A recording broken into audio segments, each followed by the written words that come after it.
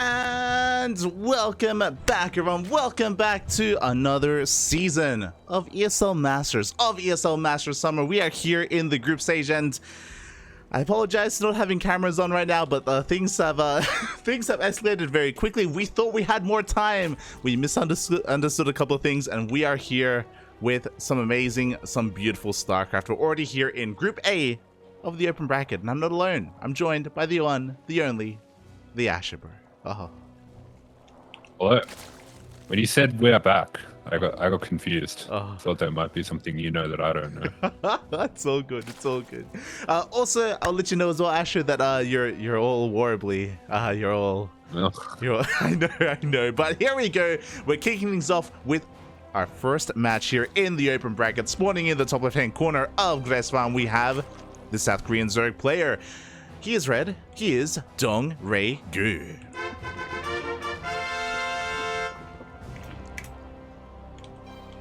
And in the bottom right-hand corner of the map is the Pakistani Protoss representing the United Kingdom. This is Zain.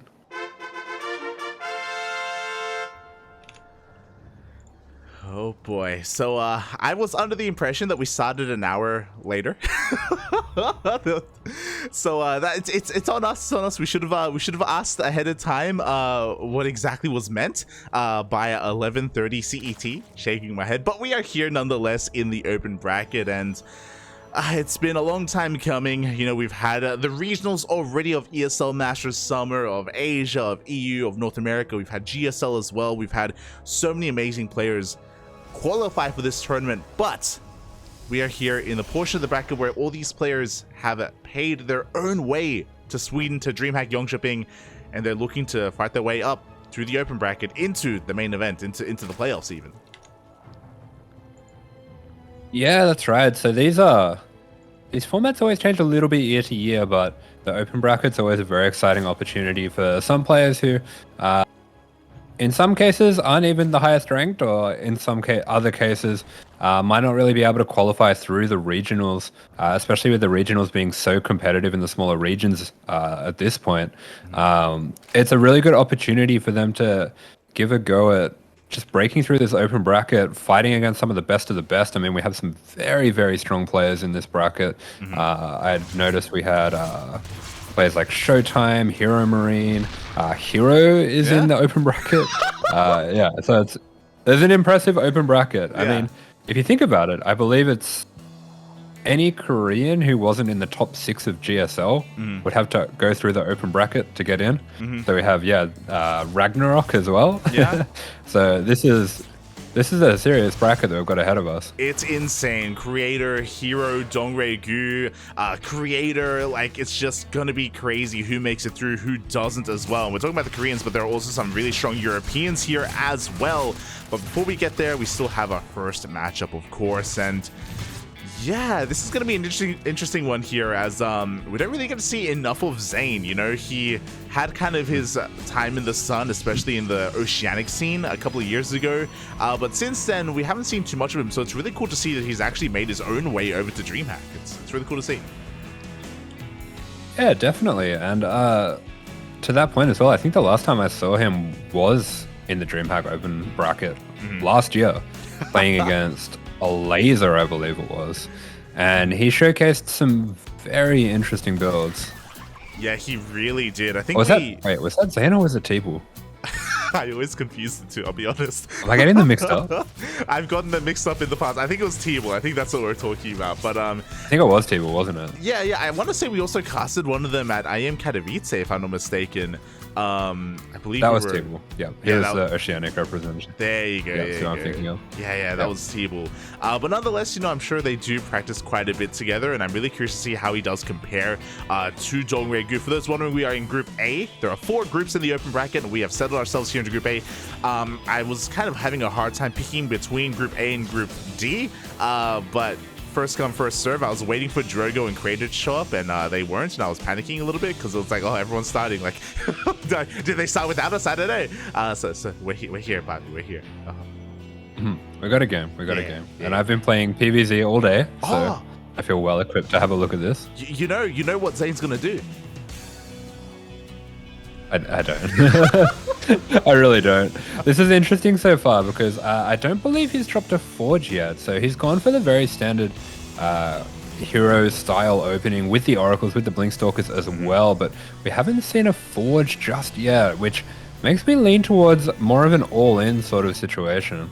Yeah, we have seen that in the past. For the time being, we have, I believe, 4 gateways in the main. We've got another 2 here at the National, so 6 in total. And you can set up a reinforcing gateway in the middle of the map for a 7-gate 3-base all-in. And it looks like that's what we may be seeing here, as the army is going to be moving out across the map. As you were saying, without a Forge, this Protoss army doesn't have that much longevity to it.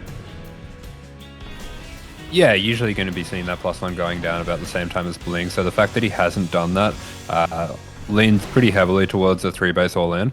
Meanwhile, for DRG, he's gone for what has become a very standard style against this. Just a very fast +1, which will lead into a +2, and +2 becomes a nice timing with the Banelings, if it does get that far. Exactly. As for the time being, Zain is posturing on the map. He's clearing up some creep, but a couple of Stalkers do get caught out. Good stasis trap overall as he's looking to power on through towards his 3rd base. We do have Roaches on the horizon, though. Again, DRG, he's looking to just defend with these Lings until he can get some of his other high-tech units out. Yeah, great stasis there. Going to be taking out a lot of the Lings, means this pressure can get a lot more done. And at this point, it is just a pressure because we're only on the 6 gates. We have a 4th coming up here. We've got the Robo on the way as well. So kind of interested to see if we're going to see a double Forge coming down in a moment. And we see at least one now. Yeah, we do see one Forge on the way, a Robo as well as Charge, so we do see that Zain is working towards a bit of a later game. We have a 4th base on the way as well. That was thrown down as we were pushing out across the map. But again, without those upgrades, I was kind of expecting a 2nd Forge alongside this as well. Instead, Zain's going to be taking this a little bit slower. Yeah, pretty interesting stuff coming out here. It's almost the standard build, but just without that 1st Forge. Yeah, I think this is normally around when you would get your 2nd Forge anyway. So it's some interesting stuff, as we do see DRG just playing very standardly. That +2 melee already on the way at a nice crisp timing, and we have that Baneling Nest on the way as well, just to make good use of that. So hopefully Bane Speed and +2 should be finishing up around the same time, and that becomes a very powerful timing for the Zerg. It really does. Like, honestly, DRG has been so comfortable. He's been sitting back, droning happily, defending. And sure, there was a pretty scary moment when he did get a lot of his Zing stasis, but outside of that, he's had a lot of control here on his side of the map. We do see the Stalkers once again going to be flirting with the army, but as you were saying, there's going to be a big timing here with all these upgrades as DRG attempts to go for another run by. Yeah, DRG's very comfortable here, just deflecting these attacks, pushing them away. He hasn't been able to get too much creep come down that ramp there, but at the same time, he is getting good damage here with his Lings, bringing the whole army of Zain back as well. Yeah, exactly. He's buying so much time, and as time goes on, DRG's army is getting stronger and stronger. We have the Hive on the way, so we can get towards that Hive tech, whether it be Vipers, maybe into Ultras, maybe into Lurkers, or even Broodlords. Like, DRG can kind of tech into whatever he wants from this point. Meanwhile, Zain still has a pretty mid-tier army here with pure Blink Stalkers. Like, he's not supporting this army with any kind of Robo units of any kind.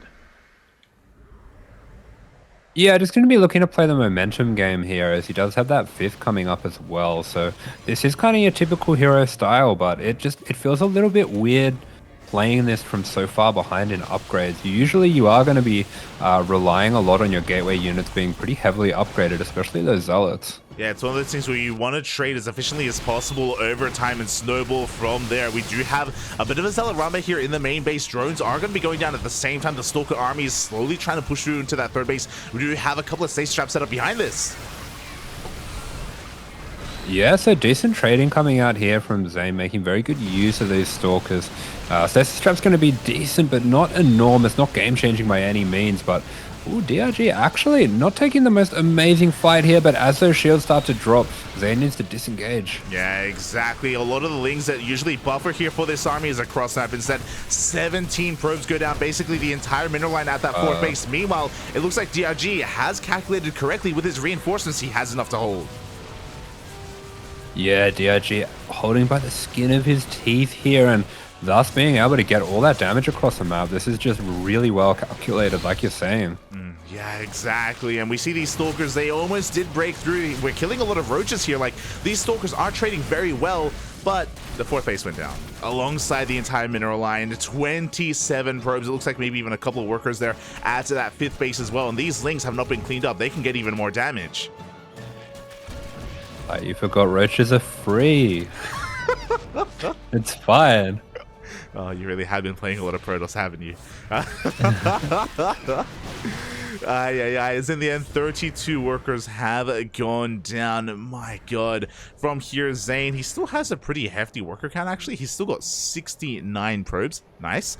And he's on a 4-base economy as well, so he's not in the worst position outside of the fact that his army isn't as large as it once was. Yeah, it's quite interesting that DRG's gone for such a low eco approach. I don't think he actually took that much drone damage. Looks like he did just want to make sure that he was dealing with this push properly while getting counter damage, and I think he got enough, but as a result, he's not as far ahead as he might otherwise be. Yeah, exactly. You know, like, he did take a hefty loss in his main base. I think he lost around 8 to 10 workers earlier. We can see Zain here rocking up once again. But DRG, it looks like he has finally kind of picked a tech choice, if you will, and that is going to be the Lunkers. The Lurker Den is on the horizon. Yeah, look at Den coming. We've got that Adrenal finished up already as well. So those Ling run-bys that he's been using already during this game are going to be that much nastier. Yeah, they really are, especially once +3 kicks in as well. Speaking of, there we go, DRG is in the midst of going for another run by. He's going to be defending with Roach Ravager. Lurker Den still on the way. Hydras are coming out, and once those Lurkers come out, there is no answer to them. We have Blink Stalkers, and that can trade well against, you know, a lot of these units like the Roach, like the Ling, but not so much against Lurkers. Yeah, it's been a really solid game from DRG. He's just controlled this very nicely, gotten the damage that he needs just to make sure that he's not going to get overwhelmed by the Stalker pressure, and behind this is just being able to tech up so comfortably. He got that hive so fast, and I think he does realize that his advantage here is going to be going into a higher tech versus low to mid-tech Protoss army. Yeah, exactly. And as he goes to the defense, we do have a couple of Banelings rolling on in. 15 workers went down. And we also have a massive Ling counterattack here at the 4th base, pulling Zain's attention apart. Meanwhile, we do see DRG just looking to collapse on that main army. Trade as best he can. He's maxed out, and he does need some free supply here to make those Lurkers. Yeah, DRG using his speed, making the most of that Adrenal as well. You can see just how fast that Nexus does go down, and Zain is starting to be suffocated here by the Zerg, and the Zerg hasn't even come up into Lurkers. I mean, we're getting it done here with the Lings and the Roaches. Yeah. I mean, we may not even need them. We we have the tech available. We have Groose Spines on the way. We have, Seismic Spines on the way, but we may not even need it as the mass Ling is rushing across the map. We do have a couple of Archons being sprinkled in. I believe we have no Storm yet, but at least Archons, and they will help. Yeah, the Archon's definitely going to help a good amount, just a bit of a shield, so you can deny, have that zone denial from the Lings that are getting so much work done. But as DRG pulls him one way, he attacks the other way, and yet another probe line goes down. Yeah, exactly. 11 workers, the base itself, and now Zain is, in a way, being forced all in here to push into Lurkers, and that's just such a difficult position to be in as a Protoss player. There are 5 Lurkers waiting for him on top of this ramp. He's going to try to blink on in. Yeah, he has to make something happen here. He's going to be going for it. It's just not good enough, though. And DRG takes game 1. But man, Zain was making things happen. That was an exciting game. Yeah, definitely. I'm really impressed with how Zain was able to handle himself there. GG. Definitely was keeping up and going toe-to-toe with DRG. I think I was impressed as well with just his overall macro. Despite losing so many workers, he was still like keeping a pretty stable economy behind it all, and he was able to rebuild what he was losing. It was impressive stuff. Yeah, absolutely. Really well played it there by both players, and DRG just bit too fast, bit too comfortable. Had the advantage there when it came to the control of the flow of the game, I believe. Yeah, definitely. As we are going to be getting into the next game, and oh boy, this time it's going to be over on altitude. Okay, so nice big map, going to have a bit more room to work with, and that's going to help as well with the style that Zain was trying to play there. I do think just a few little things. Now that he has a bit more of that rhythm of DRG, how he's playing, I think he'll be more on the lookout for that sort of the timing that he was going for with the Ling run bias. I feel like once you played someone a few times, you start to notice that, when they're attacking with roaches or when they start to like commit to the defense, that's when the run by comes in, things like that. So it'd be cool to see how Zain adjusts. Yeah, definitely. I'm really curious to see how he will adjust here to his opponent as we are loading into our next game. And spawning in the top right-hand corner of Altitude, we have the South Korean Zerg player representing Team Abydos. It is DRG.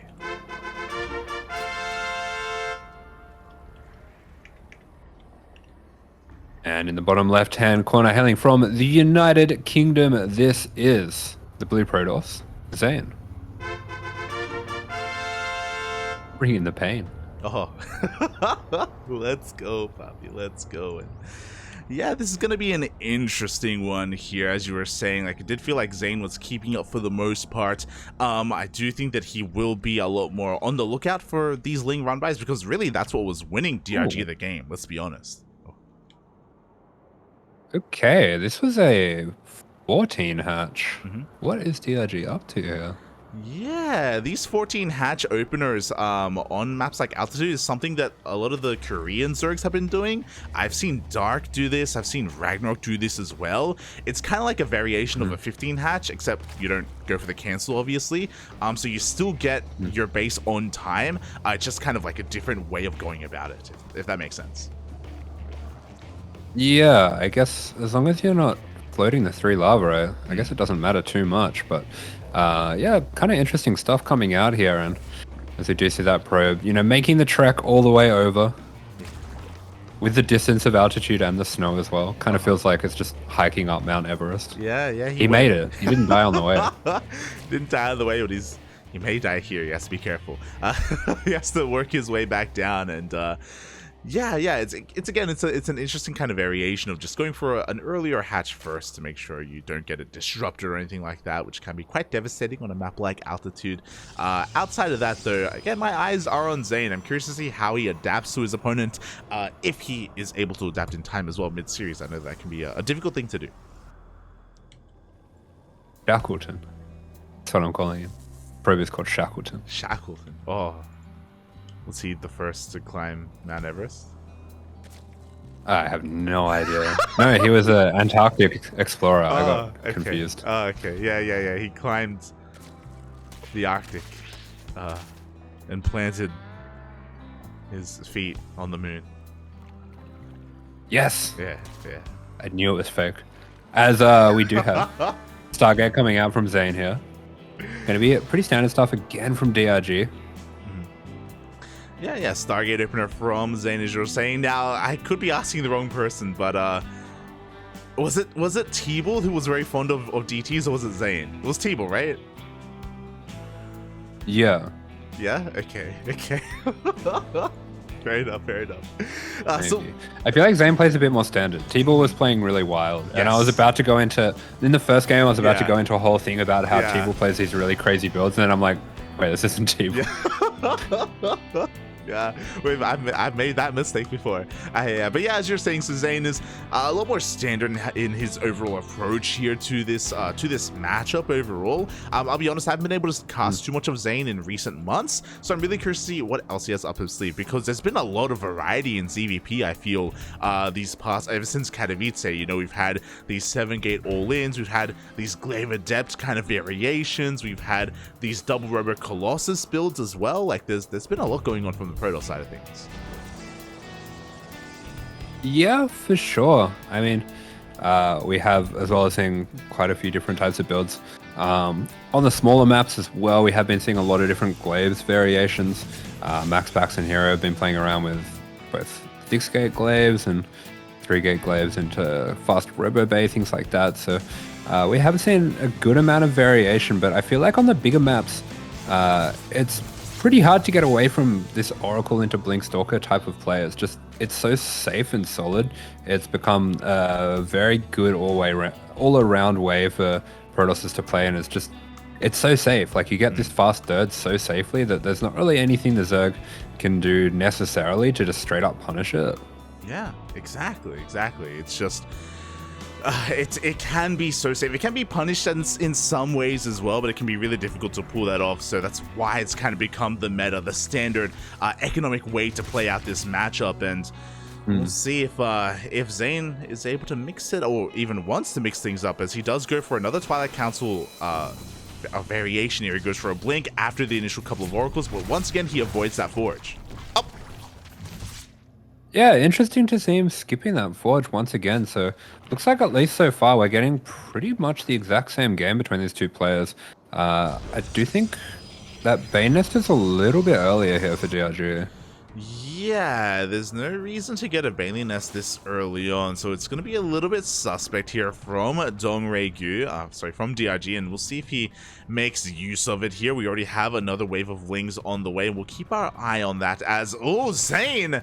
Oh, he's taking to the skies, but oh, yeah, okay, I love it. He's shown basically the exact same game so far, and from here is going to be going into carriers just off 3 bases, and this is super interesting. Carriers have been sort of coming back recently. We've seen players like Harstem going for extremely early carrier rushes, and I do think that it can be a nice way to mix things up, especially on a map like this where if you do choose to go to late game, sometimes that's just what happens. Like, the Zerg has no choice but to acquiesce. Yeah, we'll see if he can survive, because DRG hasn't made a drone in like 2 minutes. He's making banelings outside the front door, and he's just flooding things across the map. He's looking to end the game here and now, and Zain hasn't caught wind of this until this moment. Oh yeah, and Blink is not quite finished up. It finishes at the perfect time to save those Stalkers, so rather fortunate timing, but there we go. This is what the Banes are for. The Bane's going to be taking out all of this static defense, and that means the Lings can get on top of the Probes and the Stalkers here. Yeah, exactly. Now we have nothing left here at the third base. We're going for another massive warp, and the Oracles are back home to defend. DRG is being deflected for the time being, but again, he hasn't gone back into droning. He's still making more Lings behind this, as well as a Roach Warren.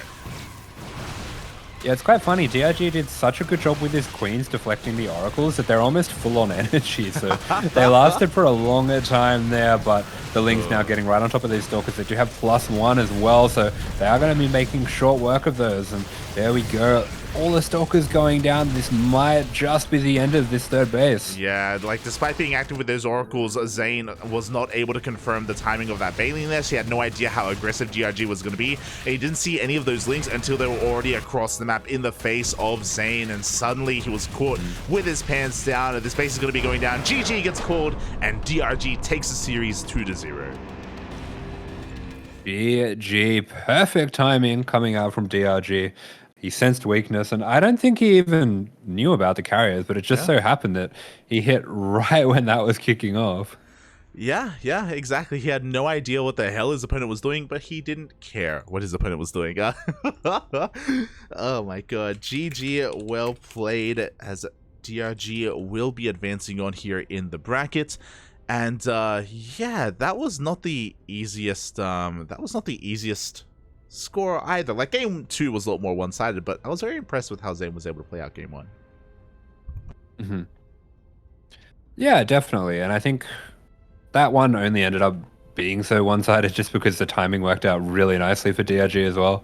I do think if he was playing a bit more of that standard style, maybe he would have had a better chance holding up there, but obviously got to cut a few corners to get those carriers out so early. Oh yeah. Yeah, exactly. Had to cut those corners, and we may have seen a different game if he was able to catch wind of what was going on, if he was able to hold on to his third base and get further into that game. But alas, that is not meant to be. DRG will advance on, and he advances on to face his next opponent that's waiting for him. It's going to be Harstem. Okay. I think I was looking at the wrong group then. Oh, okay, nice. All right, so might be seeing a bit more of that carrier-based play then. Yeah, this may have been a good warm-up for DRG, because Harstem, the captain himself, is going to be stepping up to take him down. We just got an update, so Harstem did 2-0 StarNan, and yeah, likewise, even had a faster series in our own. Was waiting for DRG for a little bit there.